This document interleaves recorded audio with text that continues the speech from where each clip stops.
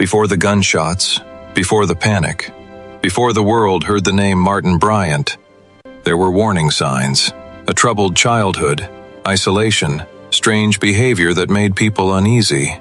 But no one imagined what he was capable of. Then, on a quiet Sunday afternoon in Port Arthur, everything changed. What followed became the deadliest mass shooting in Australia's history, a tragedy now known as the Port Arthur Massacre. Martin Bryant was born in 1967 in Hobart, Tasmania. From a young age, people noticed something different about him. Teachers described him as socially isolated and intellectually impaired. He struggled in school and had difficulty forming relationships. Classmates often mocked him. As he grew older, Bryant became increasingly withdrawn.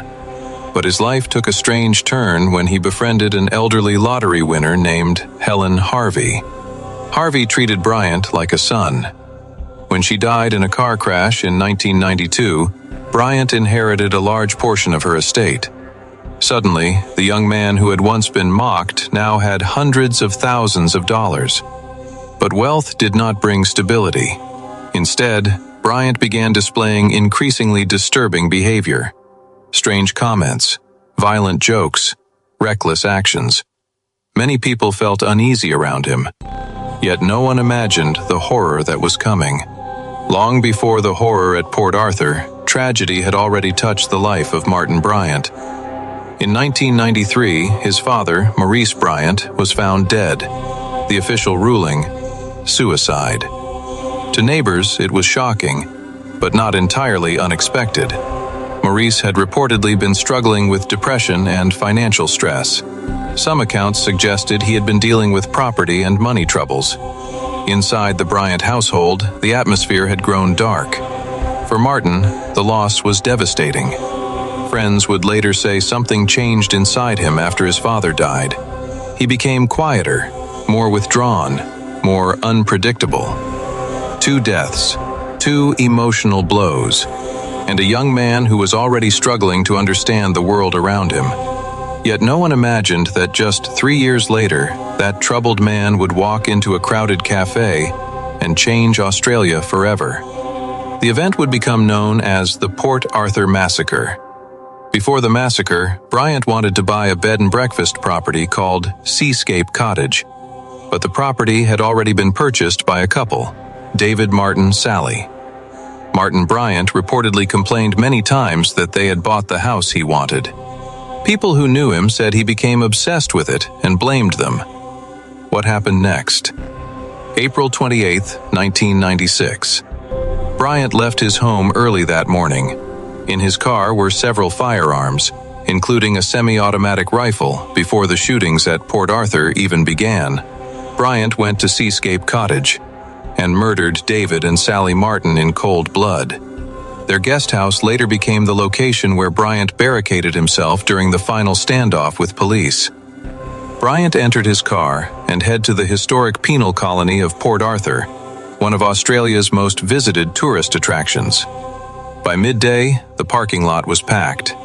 Inside the Broad Arrow Café, families sat eating lunch. Then Bryant walked in. Without warning, he opened fire. Chaos erupted. Tables overturned. Glass shattered.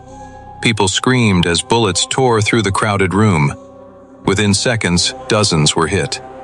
Bryant moved methodically, firing again and again. Some victims tried to hide under tables. Others attempted to escape through doors and windows. But the shooting happened so fast, many never had the chance. In just minutes, 20 people were dead inside the cafe, and Bryant wasn't finished. He walked outside and continued shooting in the parking lot. Tourists running for safety became targets. Cars crashed as people tried desperately to escape. By the time Bryant left the site, the death toll kept climbing. Bryant fled Port Arthur and drove to David and Sally Martin guest house. There, the violence continued. More lives were taken before Bryant barricaded himself inside the building. Police surrounded the property. A tense 18-hour standoff followed. Inside, Bryant held a hostage. Outside, armed officers waited, unsure if he would strike again. Then, in the early morning hours, flames suddenly erupted from the building. The house was on fire. Bryant ran out, coughing and burned. Police moved in immediately. He was arrested. The nightmare was finally over. But the damage was unimaginable. 35 people were dead. 23 others were wounded. It was the deadliest mass shooting in Australian history. When Bryant appeared in court, the evidence against him was overwhelming. Witnesses, survivors, ballistics, confessions.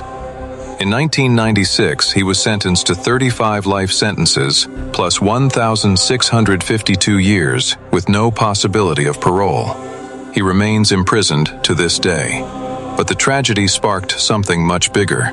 Within weeks, the Australian government passed sweeping gun control laws. Thousands of firearms were banned. More than 650,000 weapons were bought back and destroyed. The nation made a collective decision: never again. Today, the historic site of Port Arthur still stands. But it is no longer just a tourist attraction. It is also a memorial.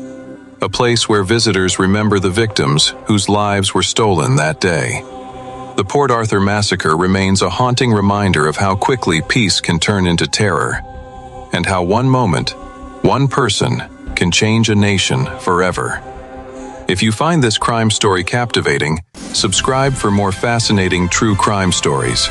This is Crime Penalties.